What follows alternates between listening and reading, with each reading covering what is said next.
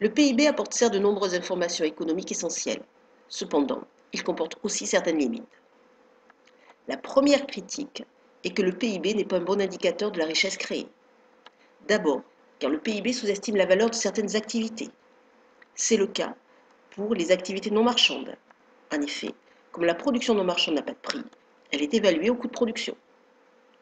Autre sous-estimation, l'amélioration ou les innovations de produits. Ceux-ci sont difficilement quantifiables. Ces sous-estimations s'expliquent par le fait que le PIB est un indicateur quantitatif basé uniquement sur le prix. Autre source de sous-estimation, certaines activités productives ne sont pas comptabilisées ou mal par le PIB. C'est le cas des activités domestiques et du bénévolat. Celles-ci n'ont pas de prix de marché et sont difficilement quantifiables. L'économie souterraine a quant à elle été longtemps exclue du PIB. On distingue deux pans de l'économie souterraine. L'économie informelle, qui englobe les activités autorisées mais non déclarées. L'économie illégale, ce sont les activités illicites, donc non déclarées et non comptabilisées dans le PIB. Cette non prise en compte s'explique par le fait que ces activités productives échappent aux règles traditionnelles du marché. En revanche, le PIB va comptabiliser certaines activités deux fois. En effet, le PIB ne tient pas compte de la manière dont la richesse a été créée. Ainsi, compte comme richesse des activités sources de nuisances, comme la pollution, qui diminue le bien-être de la population, mais aussi des activités de réparation des dégâts de l'économie monétaire. Ainsi, la mise en place d'usines de traitement de l'eau sera comptée positivement dans le PIB, car elle relève d'une production marchande.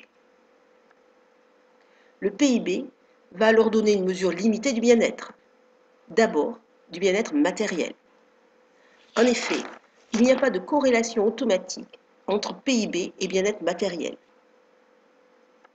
Première raison, l'effet de nécessité. Selon les conditions géographiques climatiques du pays, il ne faut pas la même création de richesse pour obtenir la même satisfaction des besoins.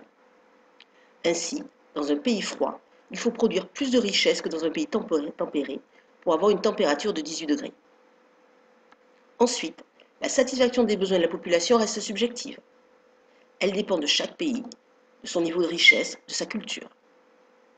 Une même augmentation du PIB se traduira par une satisfaction plus grande des besoins dans un pays pauvre que dans un pays riche, car dans le pays pauvre, il y a encore beaucoup de besoins non satisfaits. Le PIB est donc un indicateur qui n'a pas été conçu pour mesurer le développement. En effet, une augmentation du PIB va se traduire par une augmentation des richesses créées. Mais rien ne dit de la manière dont elle va être utilisée. Cette augmentation du PIB peut certes servir à satisfaire les besoins essentiels de la population, mais elle peut être aussi utilisée pour des dépenses somptuaires ou militaires. Le PIB par habitant est aussi un indicateur qui ne révèle pas les inégalités. Le PIB par habitant est une moyenne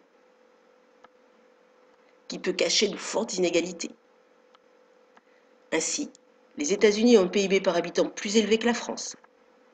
Mais la part des personnes pauvres est aussi plus importante aux États-Unis qu'en France. Dernière limite, le PIB n'est pas un indicateur conçu pour évaluer le développement durable. En effet, c'est un indicateur brut et non net. Le PIB considère ainsi comme création de richesse tout ce qui est exploitation, donc dépréciation du patrimoine naturel. Ainsi, dans les pays pétroliers, l'exploitation des ressources a entraîné une augmentation du PIB à court terme. Mais, comme ce sont des ressources non renouvelables, la croissance future peut être difficile, voire impossible. Toutes ces limites s'expliquent par le contexte d'apparition du PIB. Il a été créé aux États-Unis dans les années 30 et généralisé dans les pays d'Europe après la Seconde Guerre mondiale. Il était bien adapté à la situation économique et sociale des années 50.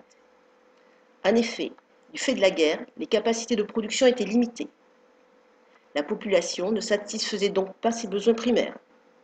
Elle souhaitait obtenir plus de biens. Le PIB, qui mesure la quantité de biens disponibles, était alors considéré comme un indicateur du bien-être. Disposer de plus de biens permettait d'améliorer la satisfaction de la population. Or, aujourd'hui, la population s'est enrichie. Les besoins primaires, voire secondaires, sont comblés. De nouvelles valeurs apparaissent, qui nécessitent d'autres mesures du bien-être et du progrès.